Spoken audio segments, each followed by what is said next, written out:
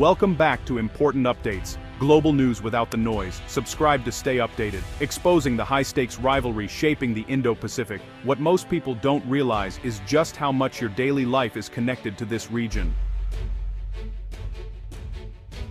The Indo-Pacific region is vast, stretching from East Africa to the Americas. It's more than a geographic area, it's the new center of global power and commerce. Over half the world's population lives here, and its economies are booming. Trillions in trade flow through its sea lanes, carrying goods and energy worldwide. What happens here shapes the globe, but this region is also a flashpoint. The U.S. has long dominated the Pacific, maintaining peace and stability. Now China is challenging that order, expanding its navy, and making bold territorial claims. The Indo-Pacific has become a stage for great power competition. The U.S. and its allies want a free and open region, where all nations navigate safely, and disputes are resolved peacefully. China envisions a sphere of influence under its own rules. This clash is playing out from Singapore's ports to the South China Sea's remote islands. Understanding this rivalry is crucial. It's about the principles that will govern the 21st century. Will shared rules prevail, or will might make right? The answer is being forged now, in the strategic waters of the Indo-Pacific. The future of global security and prosperity hangs in the balance.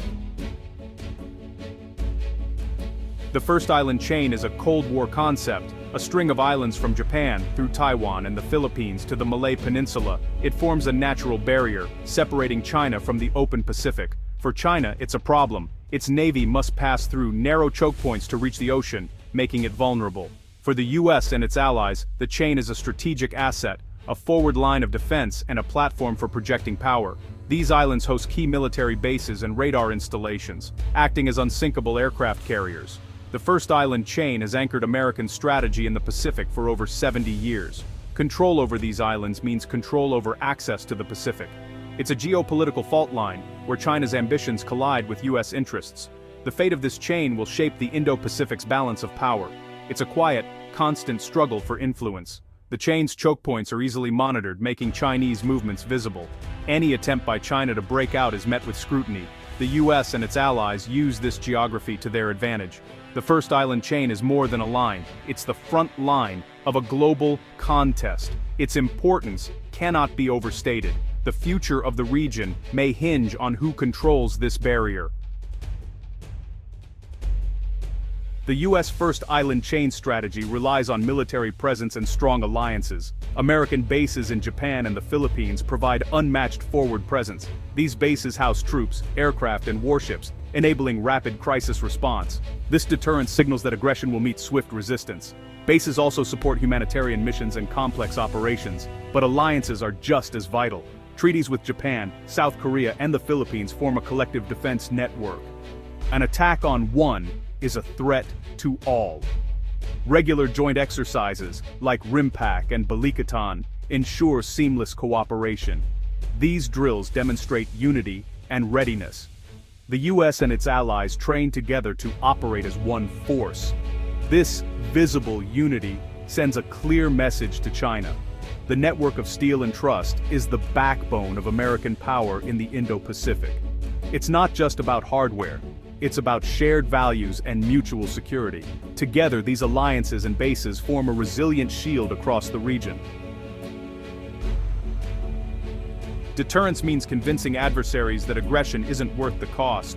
The first island chain strategy puts U.S. forces close to China, raising the risks for any hostile move. Any Chinese operation against Taiwan or the South China Sea faces immediate U.S. and allied response. This proximity complicates Chinese military planning. U.S. forces can quickly intervene, striking ships and supporting allies. The strategy also denies China control of vital sea lanes. China's economy depends on maritime trade, much of it passing through these choke points. In conflict, the U.S. could blockade these passages, crippling China's economy. This economic vulnerability is a powerful deterrent. The goal is to prevent war by maintaining a credible, persistent presence. It's not about provocation, it's about preserving peace through strength. Constant patrols and joint exercises reinforce this message. The cost of aggression is kept high, making diplomacy the preferred path. The first island chain is a strategy of armed vigilance. It keeps the peace in a region where the stakes are global.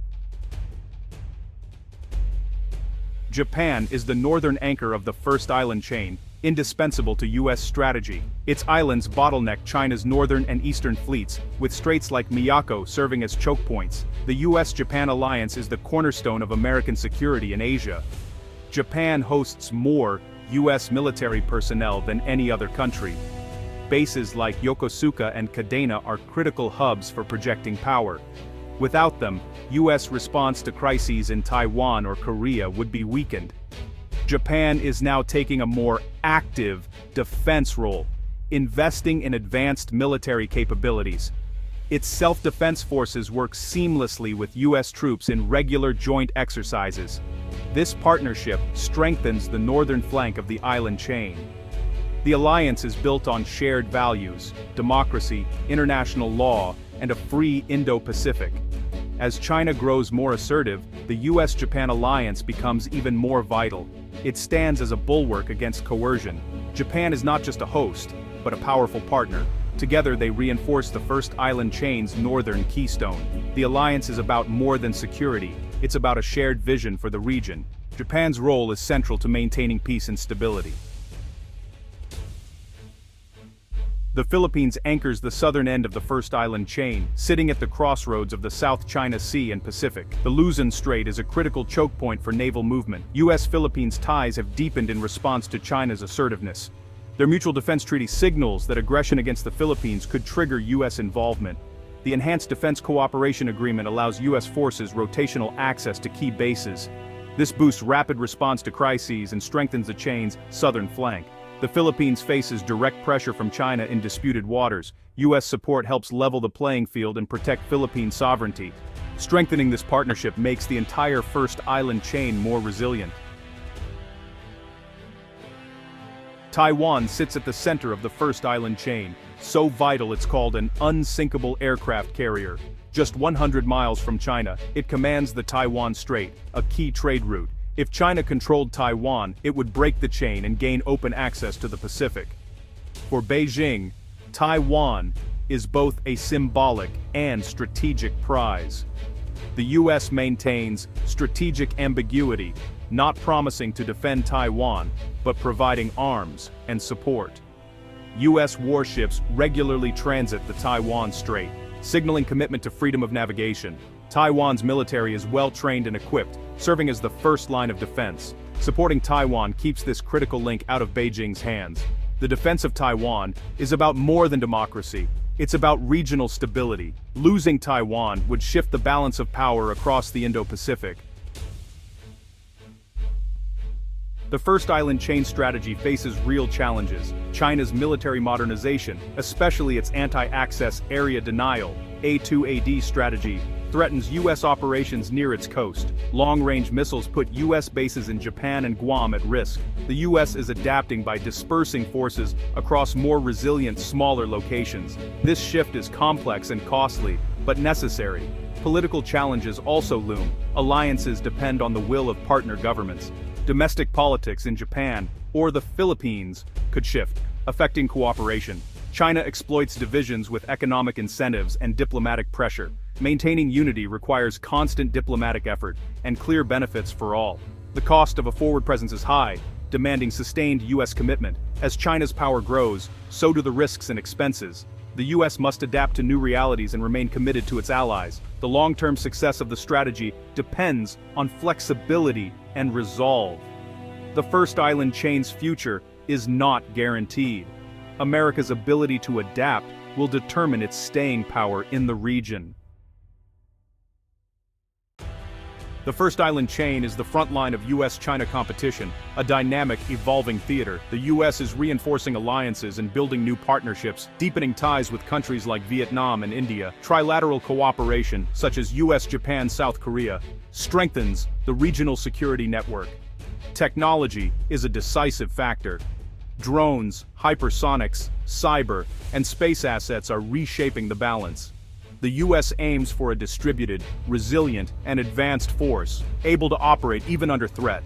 The competition extends beyond the military. Economic and diplomatic contests are just as important.